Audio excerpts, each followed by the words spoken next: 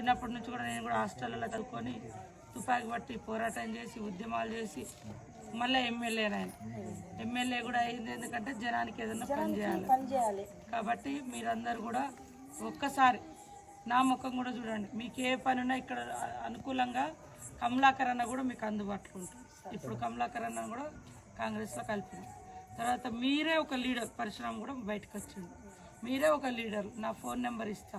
మీకు ఎక్కడ పని ఉన్నా, మీకు సిద్దిపేటకు పోతే అక్క అన్న వాళ్ళు ఉంటారు, ఇక్కడ కమలాకర్ అన్న కూడా ఉంటాడు, మన కరుణాకర్ కూడా ఉంటాడు, మన పిల్లలు ఉంటారు. మీరే లీడర్, పరశురామ్ ఉంటాడు. మీ అందరికీ నెంబర్ ఇస్తా. ఇవాళ వాళ్ళు ఎవరు వచ్చినా ఇప్పుడు 7 ఏళ్ళ నుంచి టీఆర్ఎస్ ఉన్నది. ఒక 5-6 సార్లు టీఆర్ఎస్కి వేసారు జనాలు ఓట్లు. ఏమన్నా వచ్చిందా? ఎక్కడికి పోయినా ఇంతో అంతో పని చేసిందంటే ముత్యం రెడ్డి చేసిన పనే చెప్తున్నారు. చెల్లెకు నౌకరు వచ్చిందంటే అప్పుడు కాంగ్రెస్ ప్రభుత్వం, అప్పుడు కూడా ఎమ్మెల్యే ముత్యం రెడ్డి.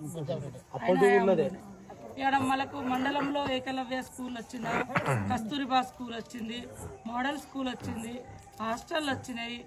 ఇక ఊర్లో కూడా సబ్ స్టేషన్ వచ్చింది, చెక్ డ్యామ్లు వచ్చినాయి. ఆ రోడ్డు పాడైతే బాగు చేసిన వాళ్ళు లేడు ఇప్పుడు నడువులు పోతున్నాయి.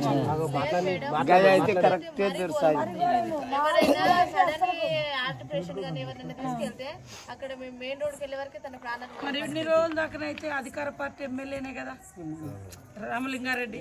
ఏమన్నంటే వాళ్ళు ఏమంటారంటే టీఆర్ఎస్ లో అధికార పార్టీకి ఎత్తనే వస్తాయంటే, ఇప్పుడు 7 ఏళ్ల నుంచి అధికారంలో ఉన్నారు.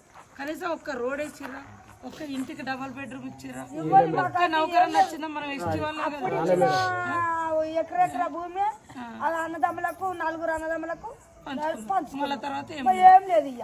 అందుకోసము మీరందరూ ఒక్కటే మాట మీద ఉండి